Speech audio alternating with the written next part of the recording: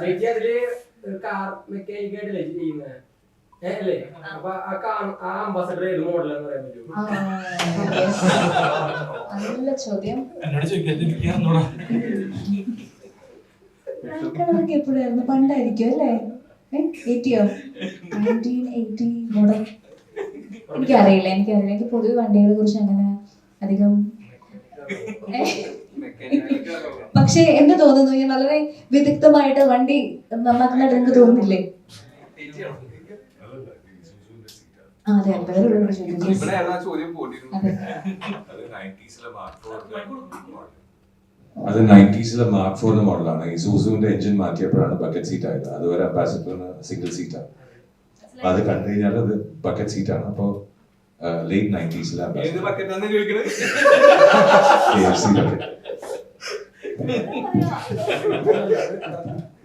അതുകൊണ്ടാണ് മെക്കാനിക്കായിട്ട് അഭിനയിക്കുന്നു. ഈ അംബാസഡറിന് ഇത്രയും ലവേഴ്സ് ഉണ്ട് എന്നുള്ളത് മനസ്സിലായത് ഞങ്ങൾ ഈ ഷൂട്ട് സമയത്താണ്. നമ്മൾ ഈ ഷൂട്ടിന് വണ്ടി എടുത്ത്, അതായത് ഒരു ബ്ലാക്ക് നല്ല ഭംഗിയിൽ വർക്ക് ചെയ്തിട്ടുള്ള എൻ്റെ ഒരു റിലേറ്റീവിൻ്റെ വണ്ടി തന്നെയാണ്. അപ്പോൾ അദ്ദേഹം ഈ വണ്ടി പുറത്തേക്ക് ഇറങ്ങി ഷൂട്ട് നടക്കുന്ന കാണുമ്പോൾ എല്ലാവരും വന്നിട്ട് ഏതാ വണ്ടി ഏതാ, ഇങ്ങനെ അത്രയും ഭയങ്കര സപ്പോർട്ട്. അപ്പോൾ നമ്മൾ ആക്ടറെയാണ് നോക്കണത്, ഡയറക്ടർ ആരെയും നോക്കണം, പക്ഷെ അവർ നോക്കണതെല്ലാം വണ്ടീനെയാണ്. അപ്പോൾ അംബാസഡർ എന്ന് പറഞ്ഞ വണ്ടിക്ക് ഇത്രയും ലവേഴ്സ് ഉണ്ടെന്നുള്ളത് നമ്മൾ ഈ ഷൂട്ട് സമയത്ത് ശരിക്കും മനസ്സിലാക്കിയത്. അംബാസഡറിന്റെ ലാൻഡ് മാസ്റ്റർ എന്ന് പറഞ്ഞൊരു പഴയ ഒരു കാറിന്റെ ഇന്ത്യൻ വേർഷനാണ് ഹിന്ദുസ്ഥാൻ മോട്ടോഴ്സ് ഇറക്കിയ അംബാസഡർ. ലാൻഡ് മാസ്റ്റർ കമ്പനി അടച്ചുപൂട്ടി, അംബാസഡർ നിർത്തി, പ്രൊഡക്ഷൻ നിർത്തി. അത് കഴിഞ്ഞ് 2000 കഴിഞ്ഞിട്ട് UK ആകെ ഓർഡർ ചെയ്തിട്ടുള്ള ഇന്ത്യൻ കാർ അംബാസഡർ. അല്ല, നമ്മുടെ സ്ക്രിപ്റ്റിന്റെ സമയത്ത് സാറിനായിട്ടൊന്നും ഞാൻ കണ്ടുകൊണ്ടിരുന്നെങ്കിൽ ഇതൊക്കെ ഒന്ന് അതിൽ എഴുതായിരുന്നു. നമ്മളിവിടെ ചർച്ച ചെയ്തപ്പോ ഡയറക്ടറോട് ചോദിച്ചു, ബാക്കിയുള്ളവരോടൊക്കെ കുറെ ചോദിച്ചപ്പോഴും ഈ ഒരു വ്യക്തിയുടെ ചോദ്യങ്ങൾ വളരെ കുറവായിരുന്നു. പക്ഷെ നിങ്ങൾക്ക് എന്ത് വിഷയത്തിനെ കുറിച്ച് ചോദിച്ചാലും പറയാൻ പറ്റുന്ന ഒരു ഡിക്ഷണറി അല്ലെങ്കിൽ എന്താ പറയാ, അങ്ങനെ വിശേഷിപ്പിക്കാൻ പറ്റുന്ന ഒരാളാണ്. അത് എത്ര പുസ്തകം എഴുതിയിട്ടുള്ളത്?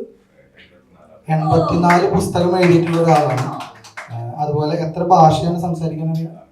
6 ഭാഷ എഴുതാനും വായിക്കാനൊക്കെ ഫ്ലുവൻ്റ് ആയിട്ട് അറിയുന്ന അങ്ങനത്തെ. നിങ്ങൾ എന്ത് സംശയം ചോദിച്ചോ. ഇപ്പൊ ഞങ്ങൾ സെറ്റിലിരിക്കുന്ന സമയത്ത്, ഷൂട്ട് ചെയ്യുന്ന സമയത്ത് ഒരു ചർച്ച തുടങ്ങി കഴിഞ്ഞാൽ അത് നിൽക്കില്ല. കാരണം അതിൻ്റെ ഒരു എൻസൈക്ലോപീഡിയ എന്ത് വേണമെങ്കിൽ പറയാം. അത്രയും ഒരു വലിയ മനുഷ്യനാണ്. അപ്പോൾ നമുക്ക് സിനിമയിലേക്ക് വന്നു എന്നുള്ളതും, നിങ്ങൾക്ക് സംശയം ഉണ്ടെങ്കിൽ എന്ത് ചോദ്യം വേണമെങ്കിൽ ചോദിച്ചു നോക്കിയോ, ഏത് വിഷയത്തിനോട് ചോദിച്ചു നോക്കിയോ ഉത്തരം കിട്ടും. ഞാൻ ഒറ്റ കാര്യം പറഞ്ഞിട്ട്, ഷൂട്ട് ചെയ്യുന്ന സമയത്ത് ഞാനും സിൻസിയറും കൂടിയിട്ട് ക്രിസ് സാറിനെ ഇന്റർവ്യൂ ചെയ്യുന്ന ഒരു സീനുണ്ട്. അപ്പൊ ആ സീനില് ഷൂട്ട് തുടങ്ങിയ സമയത്ത് ഞങ്ങൾ ഇങ്ങനെ സംസാരിച്ചു തുടങ്ങിയതാണ്. അവിടെ കട്ട് വിളിച്ചപ്പോഴും ഇവിടെ ഇങ്ങനെ സംസാരിച്ചുകൊണ്ടിരിക്കുന്നത്. ഞങ്ങൾ ഓരോ സംശയം ചോദിക്കുമ്പോ അതിനെ കുറിച്ചിട്ട് പറയും, അതിന് ഉപകഥകൾ വേറെ ഉണ്ടാവും. അങ്ങനെ പറഞ്ഞു വളരെ ഇൻട്രസ്റ്റിംഗ് ആയിട്ട് ഏത് വിഷയത്തെ കുറിച്ച് ചോദിച്ചാലും ഞങ്ങളന്ന് ഏകദേശം രാവിലെ മുതൽ ഉച്ച വരെ ഇങ്ങനെ നിരന്തരം സംസാരിച്ചുകൊണ്ടിരിക്കുകയായിരുന്നു. ആ ഷൂട്ട് പ്രോസസ്സ് നടക്കുന്ന സമയത്ത് തന്നെ ഗംഭീരമായിട്ടുള്ള ചർച്ചകളായിരുന്നു. അപ്പൊ അന്ന് ഞങ്ങൾക്ക് മനസ്സിലായതാണ് ഈ, അതായത് നമ്മൾ ചോദിക്കുന്ന ചില ആളുകൾ ചില വിഷയങ്ങളിൽ വളരെ അഗാധമായിട്ടുള്ള പാണ്ഡിത്യമുള്ള പോലെയാണ്. പക്ഷെ അദ്ദേഹത്തിന് എനിക്ക് തോന്നിയിട്ടുള്ള ഒരു കാര്യം എന്ന് വെച്ച് കഴിഞ്ഞാല്, ആത്മീയതയെ കുറിച്ചിട്ടും സയൻസിനെ കുറിച്ചിട്ടും ഒരുപോലെ നമുക്ക് അറിവുകൾ ഞങ്ങളായിട്ട് പങ്കുവെച്ചിട്ടുണ്ടായിരുന്നു. എന്ത് ചോദിച്ചാലും ഉത്തരം പറയുന്നത്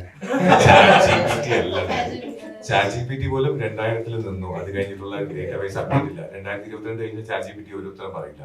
അപ്പൊ പിന്നെ ഞാൻ ChatGPT പോലും അല്ല. അതുകൊണ്ട് എന്ത് ചോദ്യം ചോദിച്ചാലും ഉത്തരം പറയുന്നത് മെഷീനല്ല. ഔട്ട് ഓഫ് ഇൻട്രസ്റ്റ് ഇപ്പോഴും പഠിച്ചുകൊണ്ടിരിക്കുന്ന ഒരു സ്റ്റുഡൻ്റ് ആണ്. ഞാനിപ്പോൾ LLM ചെയ്യുന്നു, ഒരു ഡോക്ടറൽ വർക്ക് നടക്കുന്നു. അപ്പോൾ പഠിച്ചുകൊണ്ടിരിക്കുന്നു. അപ്പോൾ പല സബ്ജക്റ്റ് പഠിക്കുന്നതിൻ്റെ അതിൻ്റെ എഫക്റ്റ് ആയിരിക്കാം. എന്തായാലും ഇത്രയും ആൾക്കാര് താങ്കളെ പറ്റി ഇത്രയും പറഞ്ഞ സ്ഥിതിക്ക് ഈ ഒരു കാര്യം കൂടെ ചോദിക്കാൻ ആഗ്രഹിക്കുക. കാരണം ഇപ്പൊ മുല്ലപ്പെരിയാർ ഇഷ്യൂ ഒക്കെ ഇപ്പൊ വളരെയേറെ ചർച്ച ചെയ്യപ്പെടുന്ന ഒരു വിഷയമാണല്ലോ. അതിനെ കുറിച്ച് രണ്ടുപേർക്ക് സംസാരിക്കാം. മുല്ലപ്പെരിയാർ ഇഷ്യൂവിനെ എപ്പോഴും ഹൈലൈറ്റ് ചെയ്യുന്നത് ചൈനയിൽ നടന്ന ഒരു ഫ്ലഡ് ഡിസാസ്റ്ററിനെ കുറിച്ചാണ്. അതായത് അതിന്റെ ഫുഡ് ഫെയിലിയർ എന്ന് പറയും. അതായത് ഈ ഡാം ഡിസൈൻ ചെയ്യുമ്പോൾ അതിന്റെ താഴെ ഒരു ടോ ഉണ്ട്, അതായത് ഒരു വലിയൊരു പോർഷൻ ഉണ്ട്. അത് സ്ലിപ്പായിട്ട് ഇത് ഒഴുകി വരും എന്നൊക്കെയാണ് പറയുന്നത്. ടു എൻ എക്സ്റ്റെന്റ് പണ്ട് ഡിസൈൻ ചെയ്ത ഓരോ സ്ട്രക്ചറും, അത് റോഡായാലും ബ്രിഡ്ജ് ആയാലും ഡാം ആയാലും എല്ലാം സേഫ്റ്റി ഫാക്ടർ കൂട്ടിയിട്ടാണ് അവർ ചെയ്തിട്ടുള്ളത്. അത് അക്കാലത്ത് ചെയ്ത അവരുടെ ഒരു നന്മയെന്ന് തന്നെ പറയാം. അതുകൊണ്ട് ഇന്ന് പൊട്ടും നാളെ പൊട്ടും എന്ന് പറയുന്നത് എത്രത്തോളം ശരിയാണെന്ന് അറിയില്ല. പിന്നെ ഇതിനകത്ത് പോളിറ്റിക്സ് ഉണ്ട്.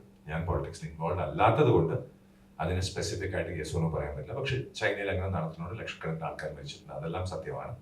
ഇവിടെ ഇപ്പം നടക്കും എന്ന് പറയുന്നത് അത് പോളിറ്റിക്സ് ആണോ എന്ന് ചോദിച്ചു കഴിഞ്ഞാൽ നോ കമന്റ്സ്. അല്ല, പ്രൊഡ്യൂസറിന്റെ അടുക്കാൻ പല പ്രൊഡക്ഷൻ കമ്പനിയുടെ പേര് വെറൈറ്റി ആണല്ലോ, ഇന്ത്യ സ്നേഹം. അതെന്തുകൊണ്ടാണ് അങ്ങനെ ഇട്ട്? പ്രവാസി ആയതുകൊണ്ടാണ്? പ്രവാസി ആയതുകൊണ്ടാണെന്ന് വെച്ച് കഴിഞ്ഞാൽ ഒരു മനുഷ്യനും പിന്നെ ഞാൻ ഒറ്റയ്ക്കല്ല എന്നുള്ളത് അറിയാലോ. ഞങ്ങൾ 4 പേരുണ്ട്. ആക്ച്വലി പേര് സ്നേഹം പ്രൊഡക്ഷൻസ് എന്നുള്ള പേര് സജസ്റ്റ് ചെയ്തത് ബിജോ തട്ടിലാണ്. പിന്നെ അത് നമ്മളിവിടെ പ്രൊഡക്ഷൻ കമ്പനി തുടങ്ങുമ്പോൾ അത് നമ്മുടെ നാട്ടിലാണ്, അതുകൊണ്ട് ഇന്ത്യ സ്നേഹം എന്നുള്ളൊരു പേരിലേക്ക് വരികയാണ് ചെയ്തത്. ഈ സ്നേഹം കൂട്ടായ്മയൊക്കെ എല്ലായിടത്തും ഉണ്ടാവട്ടെ. ഈ പേര് തന്നെ കേൾക്കുമ്പോൾ ഒരു സ്നേഹം എന്നുള്ളൊരു അതൊരു അങ്ങനെ നമുക്കൊരു കമ്പനിക്ക് ഇടാൻ പറ്റുന്ന ഒരു പേരാണെന്ന് വെച്ച് കഴിഞ്ഞാൽ സംശയമാണ്. പക്ഷെ ആ ഒരു ഹൃദയത്തിന്റെ ഒരു നിഷ്കളങ്കത എന്ന പുള്ളിക്കാരൻ പറഞ്ഞൊരു പേരും പിന്നെ നമ്മുടെ നാടിന്റെ പേരും കൂടി കൂട്ടിച്ചേർത്ത് വെച്ചതാണ്. അവിടെ ക്രിസ് സാറ് സംസാരിച്ചിരുന്നപ്പോ നമ്മളെല്ലാവരും കേട്ടിരുന്നു അല്ലേ? നല്ല സുഖമായിട്ട് അദ്ദേഹത്തിന്റെ സൗണ്ടും ഒക്കെ നല്ല രസമാണ്. ഈ രസം നമുക്ക് സിനിമ കാണുമ്പോൾ കിട്ടും. കാരണം സിനിമ ഞാനിപ്പോ സാറ് പറഞ്ഞ് കേട്ടോണ്ടിരുന്നപ്പോ നമ്മുടെ സിനിമ ഫൈനലൗട്ട് ഇങ്ങനെ കണ്ട കാര്യം ഞാൻ ആലോചിക്കുന്നത്.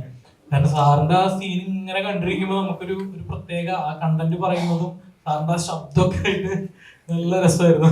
ഒരു 16 കൊല്ലം റേഡിയോയിൽ വർക്ക് ചെയ്തതിന്റെ കുഴപ്പമാണ്.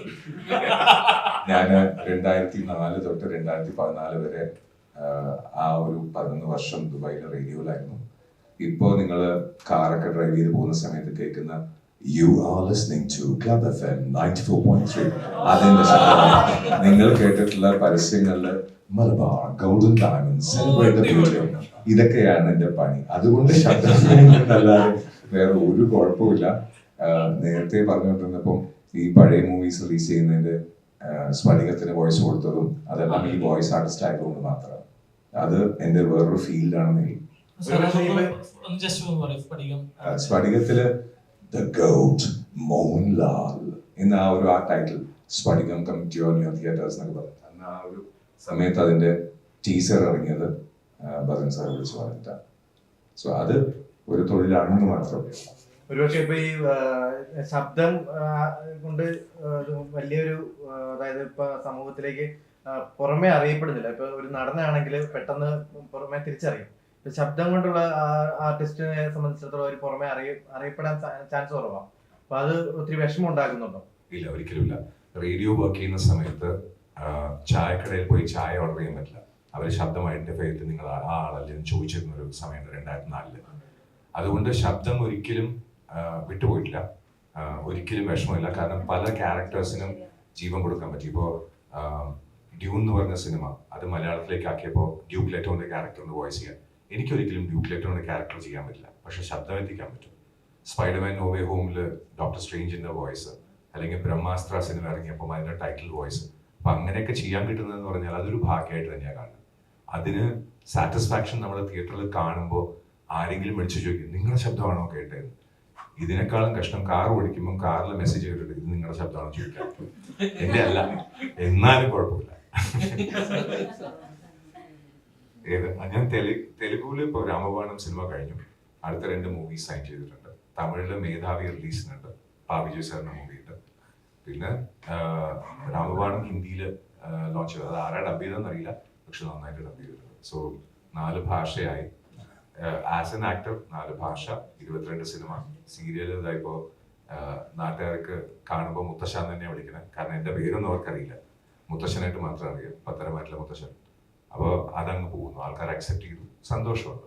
അപ്പോൾ ശബ്ദത്തിൽ കിട്ടാതെ പോയത് ആൾക്കാരെ മുത്തശ്ശനാക്കി. 60 വയസ്സായ ലേഡീസ് ഒക്കെ വന്നിട്ട് മുത്തശ്ശ എന്ന് പറഞ്ഞ് കാലിൽ വീഴുമ്പം ഞാൻ എന്ത് ചെയ്യാൻ.